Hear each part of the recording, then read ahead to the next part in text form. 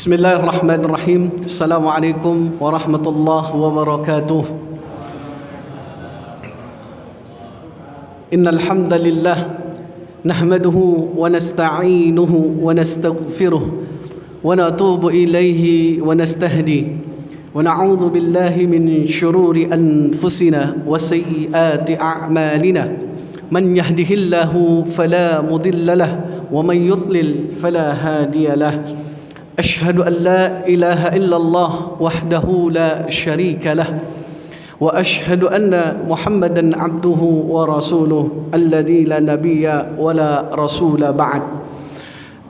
أيها الحاضرون أيها المسلمون أيها المستمعون الكرام إخواني وأخواتي في الله ومسلمين والمسلمات رحمني ورحمكم الله. قال تعالى في القرآن العظيم بعد أعوذ بالله السميع العليم من الشيطان الرجيم بسم الله الرحمن الرحيم يا أيها الذين آمنوا إذا قمتم إلى الصلاة فاغسلوا وجوهكم وأيديكم إلى المرافق وامسحوا برؤوسكم وأرجلكم إلى الكعبين إلى آخر آية. Alhamdulillah, tiada untaian kata tentunya yang paling indah terucap dari lisan orang yang beriman kecuali senantiasa mengagungkan Allah Azza wa Jal atas karunia, inayah maupun hidayah yang dapat kita rasakan sampai dengan malam hari ini. Biiznillah, ala kulli hal kita bersyukur kepada Allah Subhanahu wa taala atas segala nikmat yang masih dititipkan kepada kita. Tentunya wa min a'zamin ni'am, di antara nikmat yang paling besar adalah nikmat iman dan Islam yang insya-Allah selalu disabatkan, dikokohkan atau ditetapkan di dalam hati kita semuanya. Dengannya insya-Allah mudah-mudahan kita tergolong orang yang bersyukur dengan merealisasikan rasa syukur kita setidaknya dengan mengucapkan bil lisan, yakni memuji Allah dengan ucapan alhamdulillahi rabbil alamin.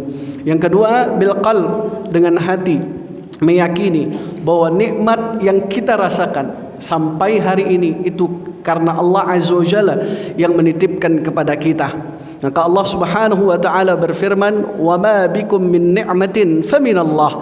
Dan tidak adalah nikmat yang pada diri kalian kecuali itu datang dari Allah Subhanahu wa taala. Jadi bukan dari siapapun, melainkan dari Allah Subhanahu wa taala. Tidak ada yang mampu mendatangkan nikmat itu kecuali Allah Subhanahu wa taala. Dan yang ketiga, yakunu bil jawari, hendaknya merealisasikan rasa syukur kita dalam bentuk anggota tubuh kita ini dengan pembuktian bahwa kita betul-betul bersyukur. Ya, ini puncaknya adalah kita menggunakan nikmat tersebut dalam bentuk ketaatan kepada Allah. Jangan sebaliknya, Pak.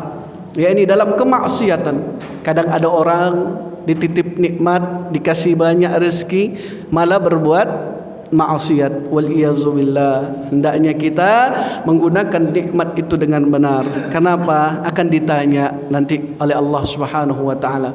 Oleh karenanya, marilah sama-sama kita menggunakan nikmat Allah Azza wa Jalla dengan sebaik-baik mungkin.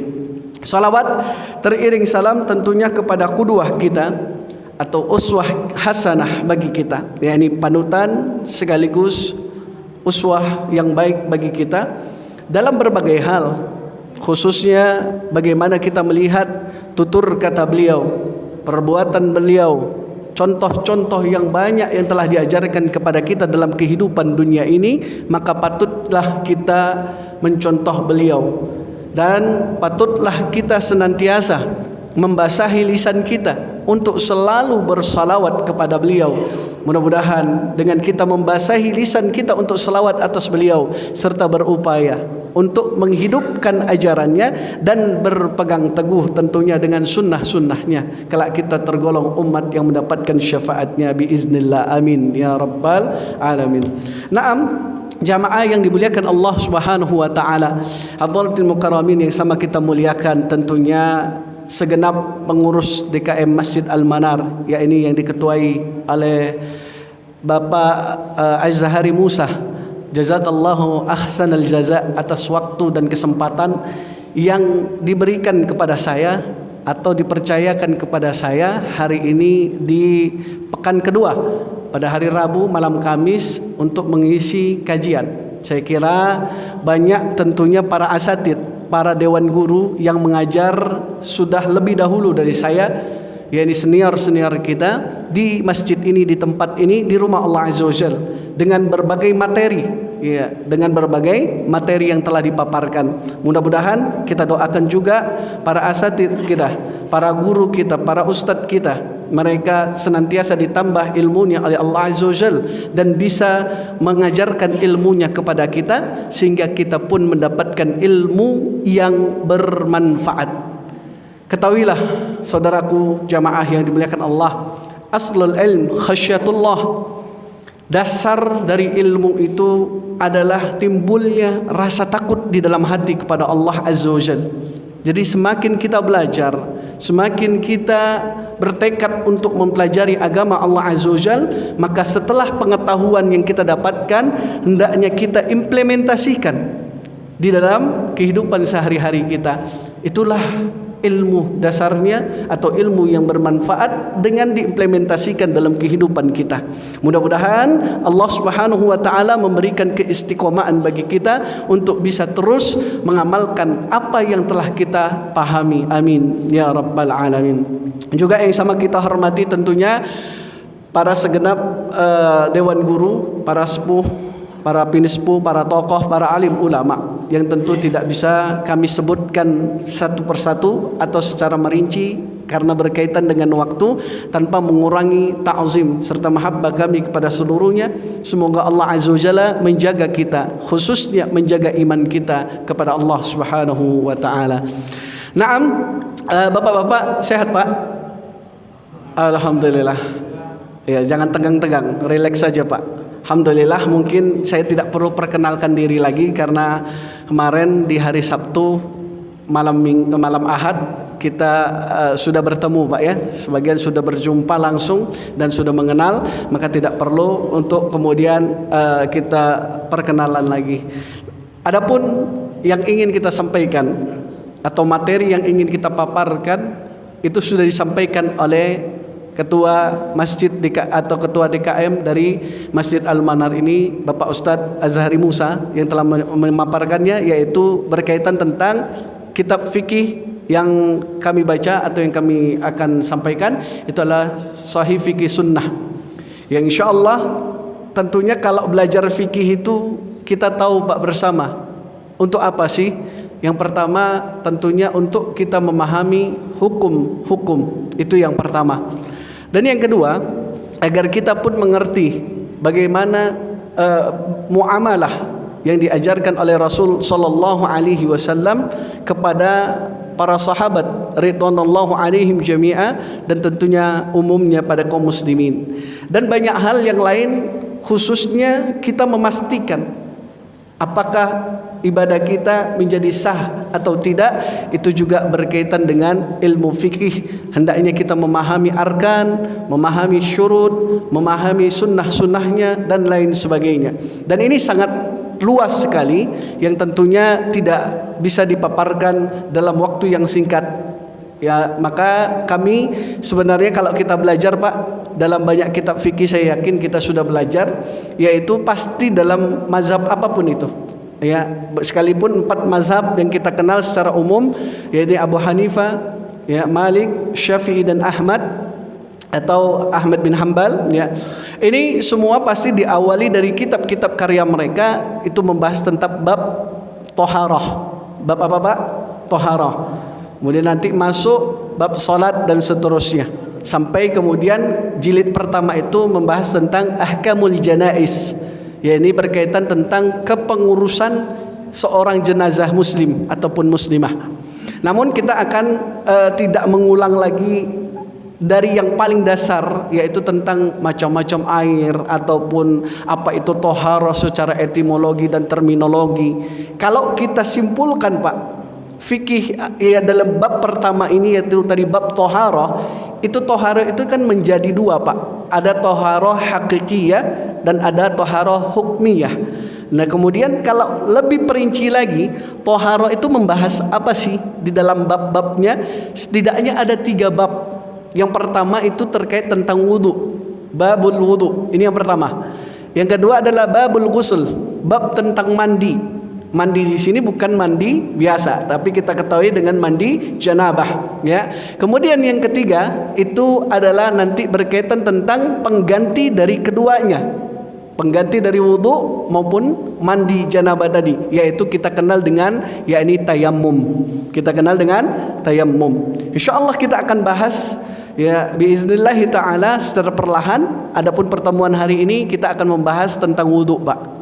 Walaupun mungkin Masya Allah ya, kita semua setiap hari melakukan ibadah, minimal sholat ya dalam satu hari itu 17 berapa? 17 kali membaca Al-Fatihah ya, dalam sholat 5 waktu. Atau dalam satu hari kita sholat, itu yang wajib kita ketahui dan kita sepakati itu adalah 5 waktu. Ya, tentu nggak ada yang 4 ya Pak ya, nggak ada yang 3, semuanya 5 ya. Kalau ada yang 4, 3 berarti mungkin bolong-bolong salatnya.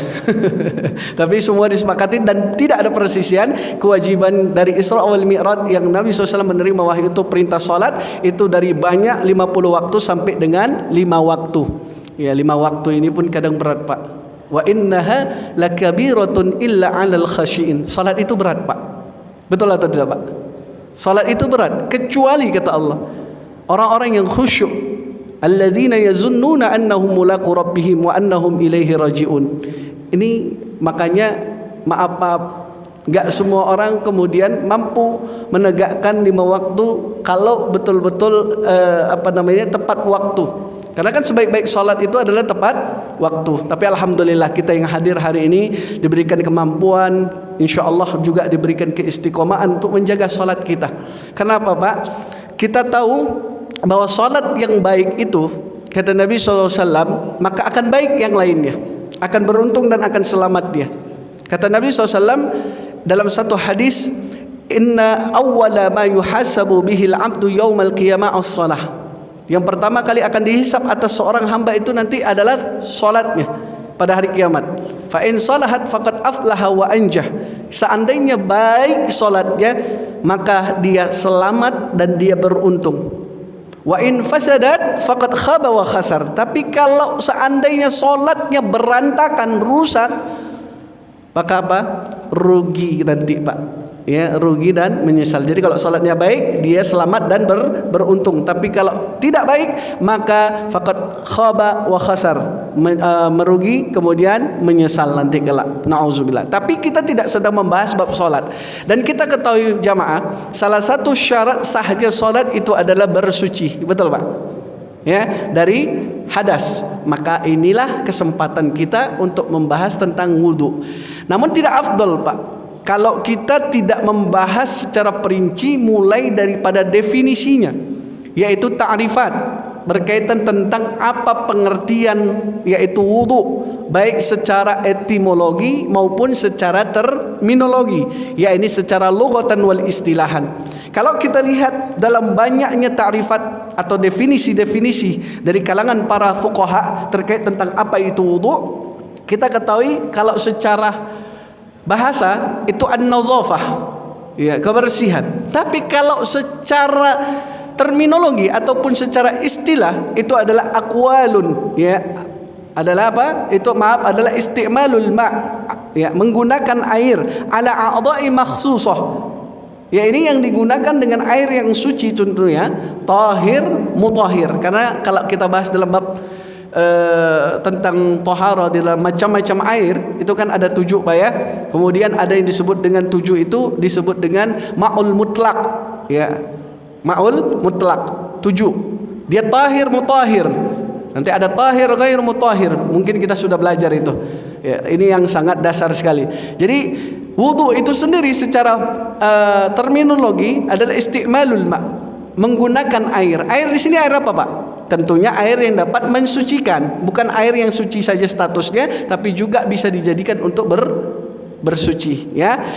ala a'dha'i makhsusah, ya ini terhadap anggota-anggota yang khusus, karena ada anggota-anggota yang memang itu disebut dengan anggota wudu. Jadi nggak semua diguyur, ya itu mandi namanya kan gitu. Tentu semua kita sudah paham Pak ya. Maka ada a'dha yang khusus, ya anggota-anggota tubuh yang diperintahkan, nanti kita akan bahas secara mendetail itu di dalam firman Allah Subhanahu wa taala pada surat Al-Maidah ayat 6. Ini sudah populer ya ayat ini. Bahkan di dalam ayat itu bukan hanya membahas tentang wudu, tapi juga membahas tentang mandi, bab mandi dan juga tentang tayamum sekaligus dalam satu ayat. Ini Masya Allah sekali Pak ya. Jadi nanti perlahan akan kita bahas. Baik jamaah sekalian, kemudian apa yang disebut dengan anggota yang khusus itu, kata para fuqaha kita, al-wajh. Wajah itu min manabati sya'r, dari ujung kening kita, atau bahasa ininya kalau jidat kasar Pak ya, kening gitu ya. Di atas kening kita ini yang tumbuh terakhir rambut, di situ tuh batas wajah kata para ulama. Sampai kapan? Sampai mana? Sampai dagu. Ya, sampai dagu.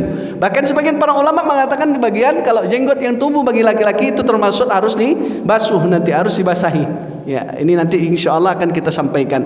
Jemaah sekalian yang dimuliakan Allah Subhanahu wa taala. Jadi yang pertama yang dimaksud dengan a'dha'il makhsusah itu adalah wajah. Yang kedua al-yadain, dua tangan.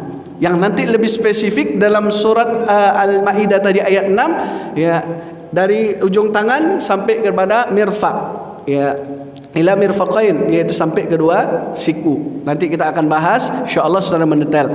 Kemudian warra's, dan kepala. Nah, kepala ini unik Pak.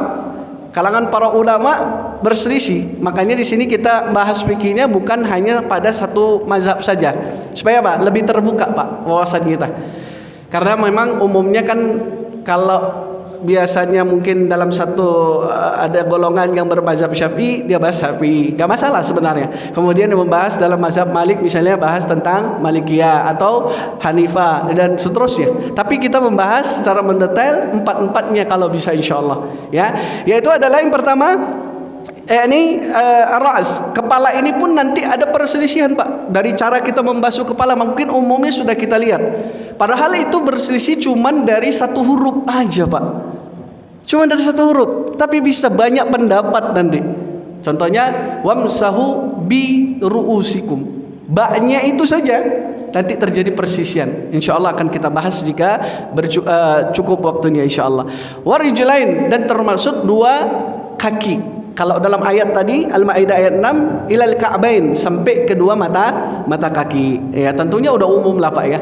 Kita semua sudah sholat dari usia balik sampai sekarang. Ya, maka kenapa kok harus diulang lagi Ustaz? Ya mungkin maaf ada yang belum paham, atau ada yang mungkin belum tahu mana sih yang rukun, mana yang bukan rukun dalam wudu, dan mana yang dia disunnahkan, ya, seperti at-takhlil, menyelah-nyelah jari tangan, menjelah-jelah kaki jari, ya, termasuk apakah nanti termasuk kumur-kumur, ya, ataupun al-madmadah wal istinsyaq, dan memasukkan air ke dalam hidung. Nah, ini kan mungkin sekedar ya apa yang dilakukan sebagian orang itu hanya ya mungkin yang dia pahamin gitu kan selama ini. Maka kita akan buka secara empat mazhab insyaallah biiznillah taala. Baik.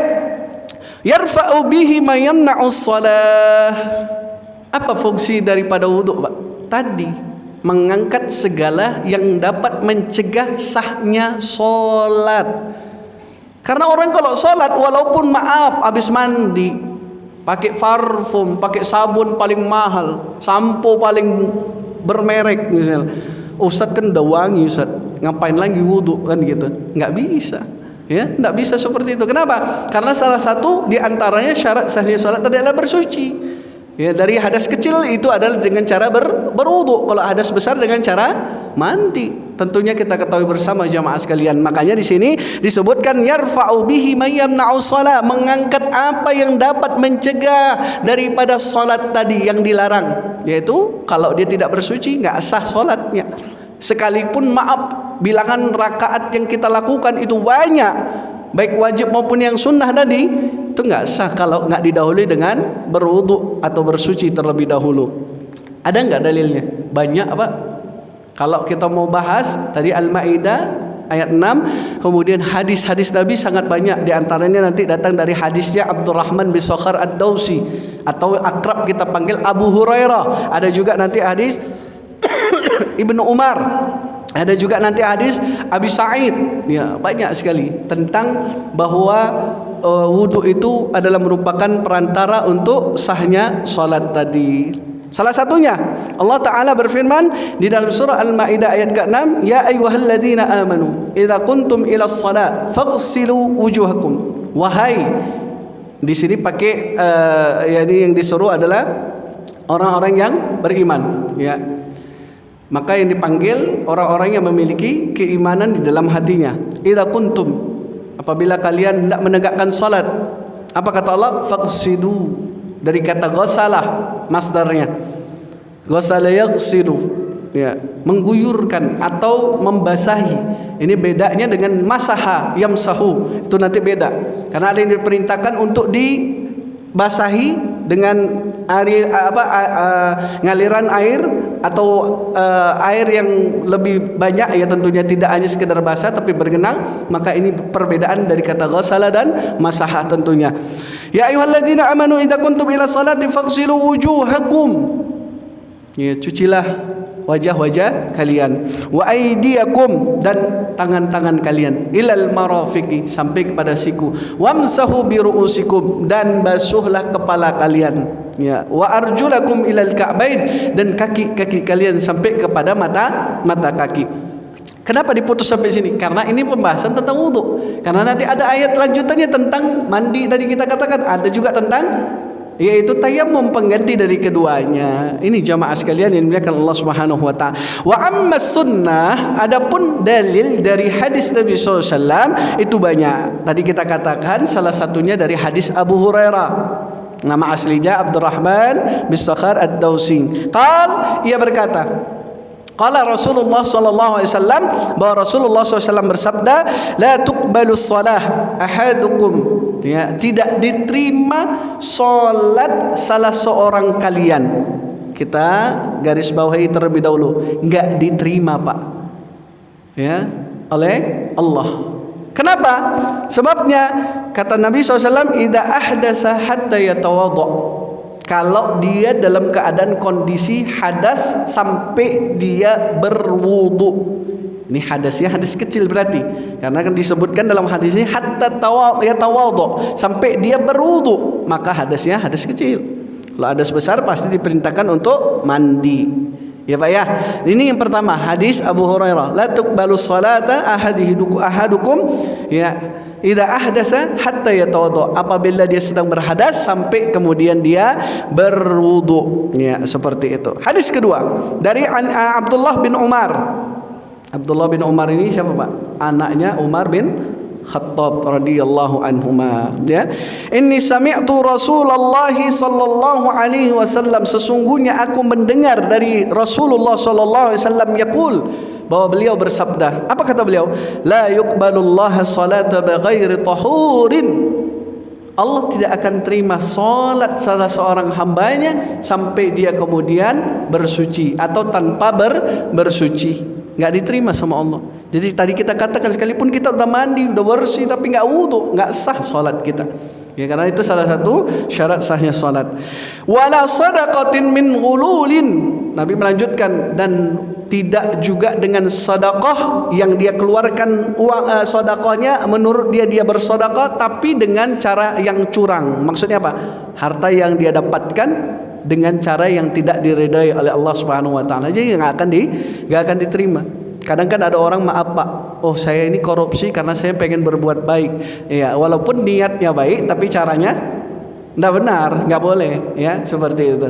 Oh saya mau berangkat haji tapi menggunakan harta ini, saya kumpulkan dengan harta, maaf, harta haram. Ya tidak boleh. Ya, maka gunakanlah harta yang halal. Ya, gunakan harta yang halal, bukan dengan berbuat curang dan lain sebagainya. Wala sadaqatin min ghululin, juga tidak dengan sedekah yang caranya itu curang, tidak benar. Akhirnya tidak diterima sama Allah Subhanahu wa taala. Wa ani bin Abbas, juga hadis ketiga Pak, dari Abdullah bin Abbas. Siapa itu?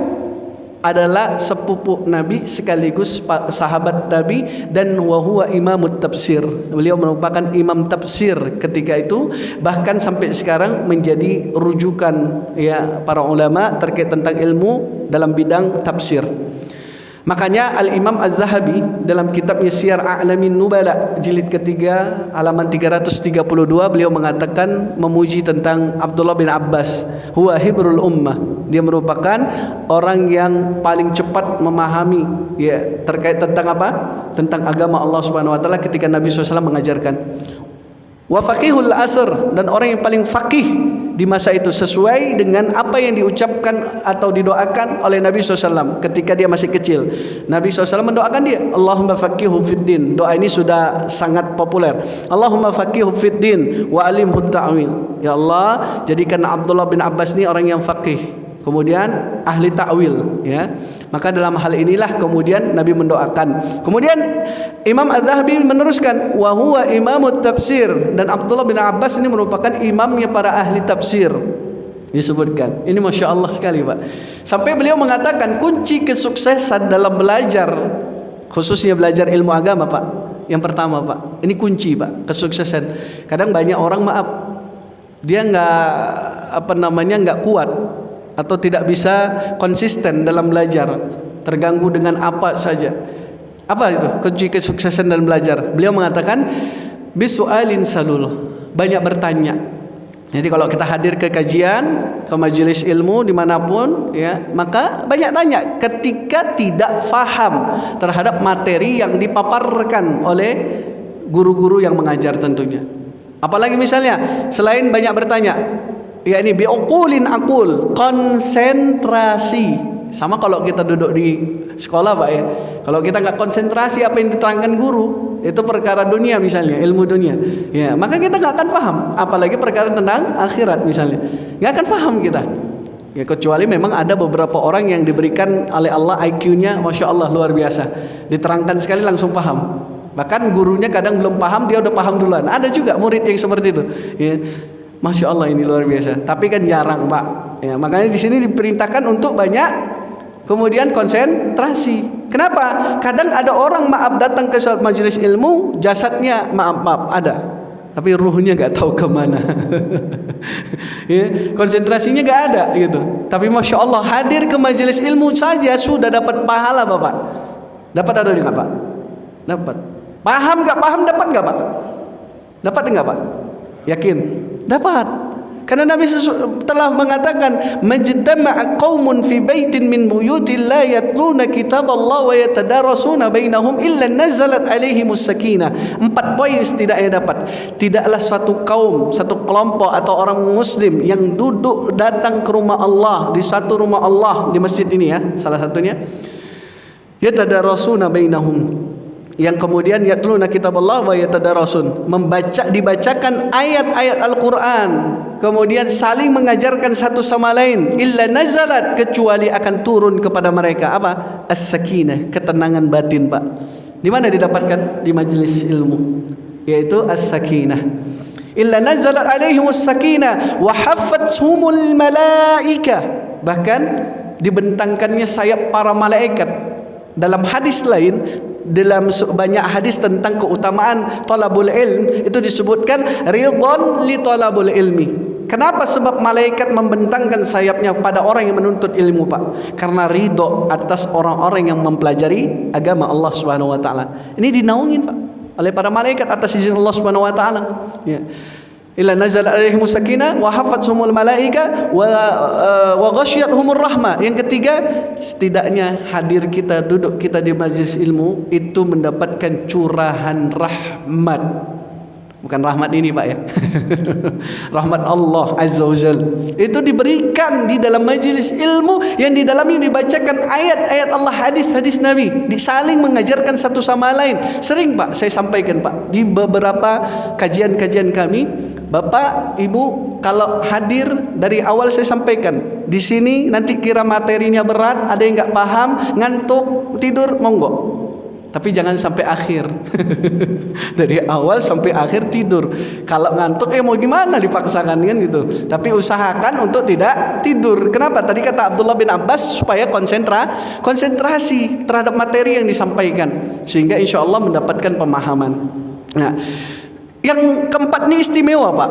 Wa zakarahumullahu fiman indah. Allah langsung menyebut anu si bapak fulan, bapak anu, ibu fulana, dia duduk di rumahku dan mempelajari agamaku, disebut-sebut, dipuji, diagungkan, dimuliakan. Kenapa? Inilah hebatnya, Pak, ilmu, Pak. Makanya kalau kita lihat banyak perkataan para ulama terkait mana yang lebih utama, ahlul ibadah atau ahlul ilm, Pak. Ahlul ilm kita tahu sepakat semuanya. Kenapa? Kita ibadah pun butuh ilmu, bukan pakai nafsu kita, bukan pakai akal kita. Ya, melainkan semua itu berdasarkan dengan ilmu. Sudah ada ketetapannya. Tidak bisa agama kita ini kemudian menurut fulan, menurut ini rusak agama. Makanya Masya Allah, agama kita ini agama yang wasati, ya Pak. Agama Islam itu agama yang pertengahan. Ayatnya pun terdapat dalam surat Al-Baqarah yang total 286, dibagi dua berapa, Pak? 143. Adanya di pertengahan surat Al-Baqarah, wa kadzalika ja'alnakum ummatan wasatah, dan demikianlah kami jadikan kalian umat yang pertengahan. Kata wasatah ada juga di pertengahan ayat itu. Ini Masya Allah. Kenapa disebut umat pertengahan? Tidak ghulu, tidak berlebih-lebihan dalam ibadah, tidak juga mengurang-nguranginya. Kadang maaf, jangan sampai kita beragama itu berinovasi, Pak. Semau inovasi saya. Kayaknya saya maunya ragamnya pakai bahasa takbir lah, contoh takbiratul ihram, pengen pakai bahasa saya sendiri biar saya paham. Ya, Allahu Akbar orang bahasa Indonesia. Ya, kalau bahasa Padang Allahu nang gadang. Ya, apa nanti orang Sunda Allahu nu ageng misalnya. Kan rusak ini. Enggak boleh. Semuanya semua mau apapun suku dia, agama dia Muslim, dia sholat takbirnya pakai bahasa Arab. Allahu Akbar. Iya, kau coba kalau pakai bahasa. Nanti saya dari Hokkien bahasanya Allahu waisingilaya. Boleh? Enggak boleh. Ya, maka ini harus pakai sesuai dengan ketentuannya. Ada ajarannya. Enggak boleh, jamaah sekalian. Jadi jangan berinovasi. Kemudian apa? Jamaah sekalian, itu hadis yang ketiga tadi disebutkan dari Abdullah bin Abbas. Rasulullah SAW bersabda, "Innama umirtu bil wudu'i." Sesungguhnya aku diperintahkan untuk berwudu. Idza kuntu ila shalah, ketika aku hendak menegakkan salat. Jadi Nabi pun mengatakan, saya kata Nabi diperintahkan untuk berwudu ketika hendak menegakkan salat. Jadi sekali lagi jamaah, wudu itu salah satu awal mula diterimanya salat kita. Makanya perbaiki juga. Kalau kita lihat nanti bagaimana tata cara wudunya Nabi, bagaimana sifat salatnya Nabi SAW, itu dijelaskan dalam banyak hadis-hadis Nabi SAW. Hadis keempat, an Abi Sa'id Al-Khudri anin Nabi sallallahu alaihi wasallam qaal, miftahus shalah at-tahur. Apa, Pak? Kunci solat adalah bersuci. Masya Allah, itu udah paham semua, Pak. Itu kunci utama. Sampai kata Nabi SAW, wa tahrimuha, dan yang mengharamkannya adalah at-takbir. Kenapa disebut diharamkan? Karena kalau sudah takbiratul ihram, itu termasuk rukun ya Pak ya, di dalam solat, maka tidak boleh lagi, sekalipun halal, berbicara, makan, dan lain sebagainya, tidak boleh. Mana ada orang takbir setelah takbir berbicara, ya batal salatnya. Dan gitu Pak ya. Maka tahrimuha at-takbir, yang mengharamkannya adalah dengan diawali takbir. Ya. Kemudian wa tahliluha at-taslim, dan yang menghalalkannya kembali nanti setelah salam. Salam yang mana? Salam kalau bisa kedua-duanya. Walaupun hukum yang termasuk rukun itu adalah salam pertama, sebelah kanan ya. Salam kedua itu hukumnya sudah sunnah ya, seperti itu jamaah sekalian, tapi sampai selesai. Baik. Kemudian wa ammal ijma', adapun kesepakatan para ulama dalam hal tersebut, faqad ittafaqal ulama al-ummah ala anna as-salata la tujzi illa bi taharah.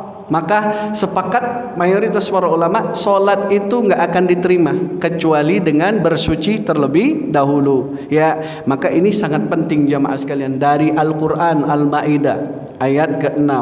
Hadis yang pertama Abu Hurairah, hadis kedua dari yakni dari Abdullah bin Umar, hadis ketiga dari Sa'id Al-Khudri, ya, bahkan ijma' para ulama sepakat, tidak ada perselisihan, yaitu bahwa taharah awal mula dari diterimanya salat tersebut. Jamaah sekalian yang dimuliakan Allah Subhanahu wa taala.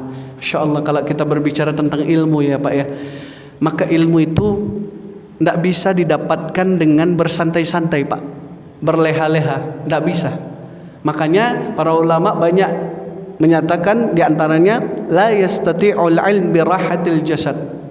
Enggak mungkin seseorang bisa mendapatkan ilmu atau paham dalam pemahaman ilmu agama dengan bersantai-santai, enggak mungkin. Makanya juga disebutkan innamal ilm bitta'ib. Sesungguhnya ilmu itu akan didapat dengan capek, lelah, letih terlebih dahulu. Kalau kita lihat bagaimana para ulama-ulama terdahulu, mereka itu mau mencari satu hadis saja Pak, harus berenjak jauh antar kota, bahkan ada yang antar negara. Ada yang datang dari Baghdad ke Madinah mau berjumpa Imam Malik. Ternyata begitu sampai semua sudah dikorbankan, tenaga, waktu, harta, nggak ketemu itu. Tapi apakah mereka putus asa? Enggak putus asa. Lah kita Masya Allah sekarang Pak, tinggal datang ke masjid, tinggal hitungan berapa jarak meter doang. Ya, taruh paling jauh mungkin hitungan kilo, sekilo, 2 kilo misalnya. Ya, ini ratusan, ya bahkan ribuan. Itu jauh Pak. Tapi mereka tempuh demi apa? Ilmu. Ini demi ilmu. Sekarang semua di era globalisasi ini Masya Allah gampang kita akses. Adanya teknologi, adanya media-media yang bisa kita gunakan untuk berdakwah dan kita mendengarkan kajian-kajian. Masya Allah, ini sangat memudahkan. Itu pun kalau susah kita belajar, nggak tahu kita Pak harus seperti apa. Iya. Nanti apa? Kita akan diminta pertanggungjawaban Pak. Bukankah setiap muslim muslimat itu wajib menuntut ilmu agama? Iya. Hadisnya sangat populer, talabul ilm faridatun ala kulli muslim. Kita tahu semua itu wajib Pak hukumnya. Yang dimaksud ilmu sini para ulama menyatakan adalah yaitu ilmu agama, terkait tentang agama. Adapun ilmu sana'at dan lain sebagainya itu tidak wajib. Ya, seperti kita belajar apa ilmu-ilmu dunia dan lain sebagainya. Tapi ilmu agama diwajibkan atas orang yang muslim, ya, untuk belajar. Saat ada orang bilang ngapain belajar terlalu dalam tentang agama, mau jadi ustadz? Bukan. Orang kalau belajar agama itu tidak mesti kemudian jadi ustadz Pak. Kalau semua jadi ustadz, semua jadi kiai, siapa yang dengar Pak? Siapa yang dengerin? Semuanya ceramah, semuanya kajian, nggak ada jamaahnya dan seperti itu. Maksud saya, janganlah kemudian orang beralibi, beralasan, oh kalau disuruh belajar agama ngapain? Saya kan nggak mau jadi ustadz. Bukan harus jadi ustadz. Kita semua bertanggung jawab untuk belajar. Ada kewajiban kita, nanti akan ditanya sama Allah Subhanahu wa taala.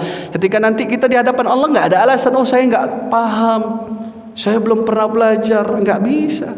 Akan ditanya sama Allah. Bukankah sudah diutusnya Rasul, diutusnya para nabi, ya, terjamaknya dakwah. Sekarang kan dakwah sangat Masya Allah Pak, sampai dengan kita. Kita duduk di rumah pun bisa kita dengarkan gitu. Walaupun memang afdalnya datang ke masjid misalnya, seafdal-afdalnya kan gitu.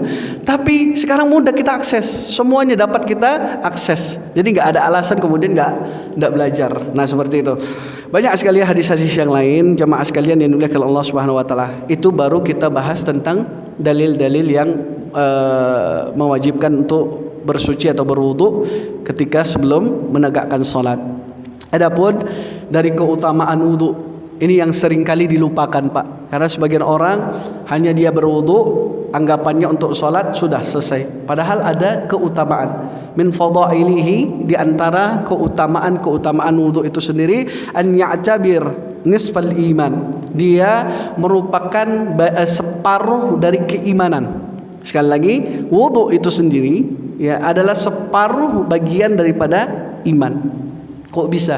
Nabi SAW mengatakan, kama fi hadis Abi Malik Al-Ash'ari, dalam hadis Abu Malik Al-Ash'ari, ia berkata, qala Rasulullah SAW, at-tahuru syatrul iman, bahwa bersuci itu bagian daripada iman. Ini jamaah sekalian, bersuci bagian dari iman. Atau yang kedua, keutamaannya an yukaffiru saghairud dzunub, dia mengampuni dosa atau menghapusi dosa-dosa kecil. Tentu sering saya katakan, Pak, siapa yang enggak punya dosa? Saya punya dosa, saya punya salah, Bapak punya salah, sengaja atau tidak sengaja. Secara tidak langsung, Pak, ketika kita berwudu itu dosa-dosa kita digugurkan, Pak. Yang kecil tapi ya, ingat, kalau ada keutamaan-keutamaan dari satu amalan-amalan itu yang diampuni adalah dosa kecil. Dosa besar harus bertaubat kepada Allah dengan sungguh-sungguh. Jadi dosa-dosa kecil, tapi jangan diremehkan. Cuman dosa kecil. Ya, jangan diremehkan. Kenapa? Ma'al israr, terus menerus dilakukan, lama-lama jadi besar tanpa disadari. Orang tersebut kemudian menjadi lalai, menganggap enteng. Dia enggak sadar. Seperti dia bermaksiat, nanti istighfar juga diampunin. Lupa dia beristighfar, besok buat lagi. Terus keenakan, candu dalam bermaksiat. Nauzubillah. Ya, ini kan bahaya juga. Kalau dosa besar, dia tahu zina ini itu segala macam misalnya. Tapi dia bertaubat kepada Allah Subhanahu wa taala dengan cara bertaubat. Ana Abi Hurairah, dari Abu Hurairah, anna Rasulullah sallallahu alaihi wasallam qala idza tawadha'a al-'abd al-muslim aw al-mu'min, jika seorang hamba yang muslim ataupun yang beriman kepada Allah Subhanahu wa taala, maka faghasala wajhah, ketika dia membasuh atau menyuci mukanya dalam wudu tadi, kharaja min wajhihi kullu khati'ah, maka akan gugurlah, keluar dari wajahnya tadi, digugurkan dosa-dosanya, Pak. Sekali lagi, dosa apa tadi? Dosa kecil. Apa yang digugurkan dari wajah? Apa, Pak? Ada mata. Betul. Mata kita ini sering bermaksiat, Pak.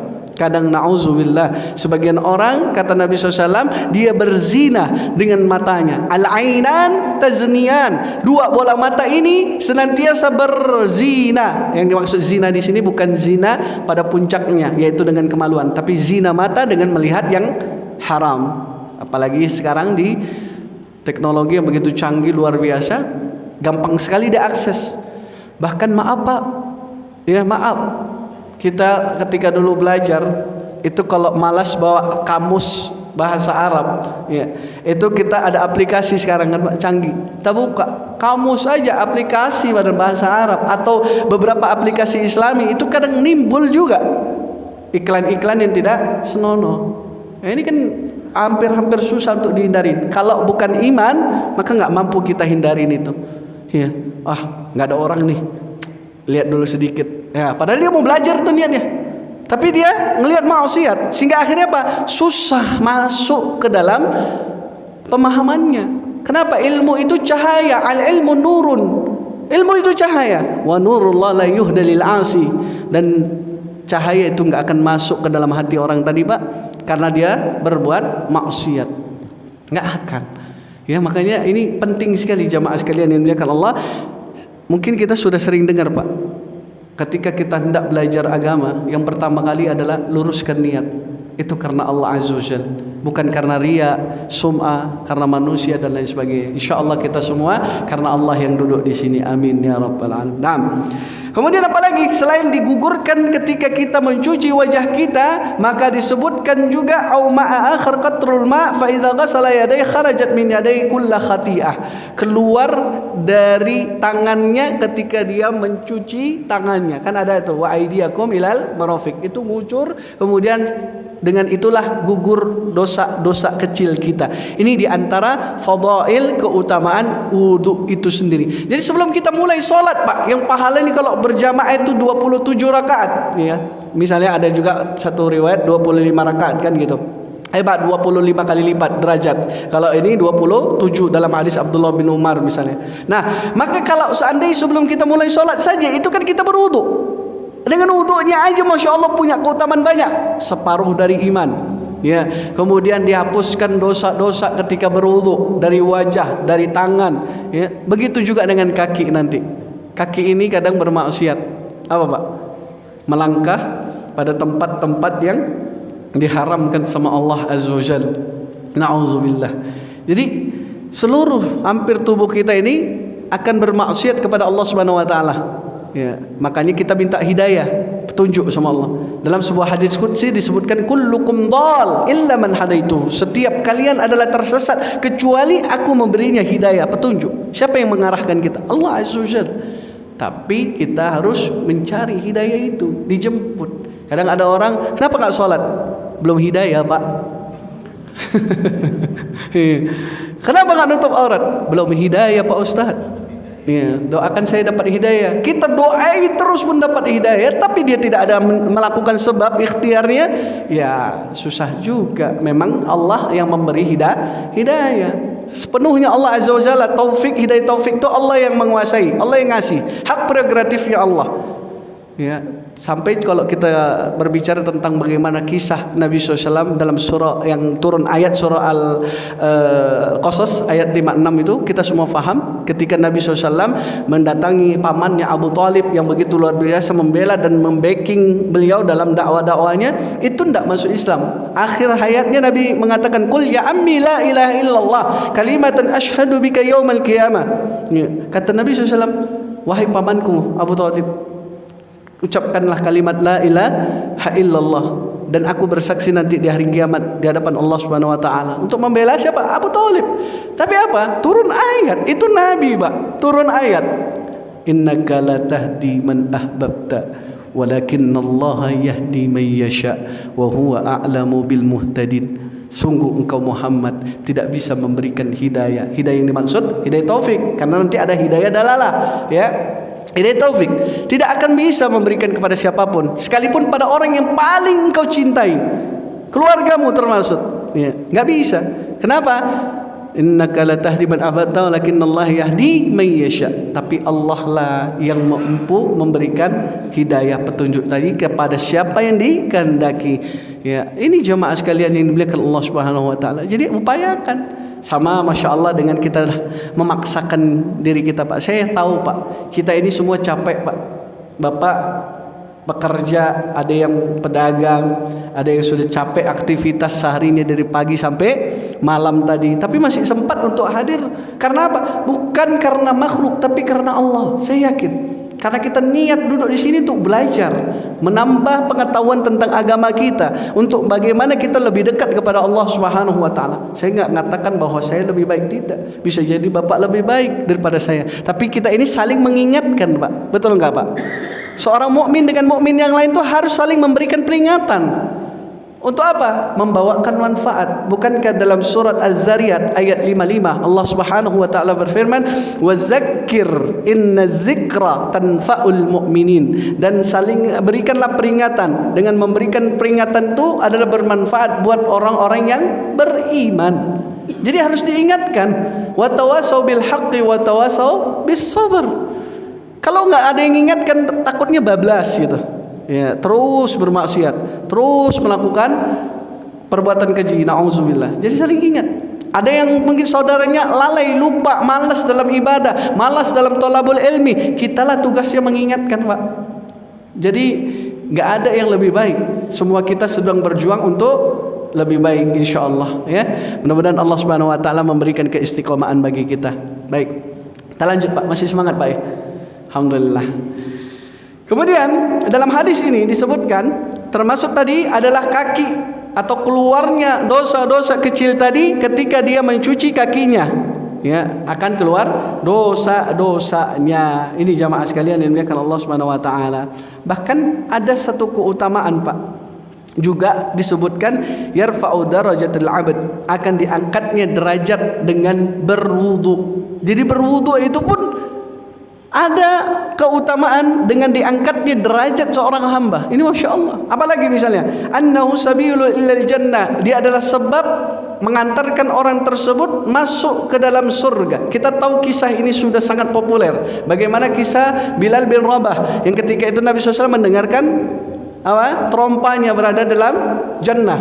Orangnya belum wafat, tapi trompanya sudah terdengar. Ini salah satu mukjizat Nabi SAW diperdengarkan dengan itu. Kemudian tahu dan dapat mengetahui dan ditanya kepada Nabi sendiri, ditanya kepada Bilal, apa amalan wahai Bilal? Kenapa bisa seistimewa itu?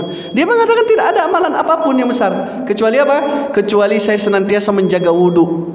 Jadi kalau bapak misalnya selain sholat 5 waktu wudu, mau tidur kan sunnahnya juga berwudu. Ada amalan-amalan tertentu kan, dan seterusnya. Baik jamaah, ini waktunya biasanya gimana Pak? Karena saya perdana di sini. Azan sudah selesai atau boleh lewat? Hah? Selesai, alhamdulillah. Baik, kita tutup dengan keutamaan terakhir Pak, yaitu adalah bahwa dia nanti di hari kiamat, dengan berwudu dia akan dilepaskan dari ikatan syaitan, akan dilepas dari ikatan setan.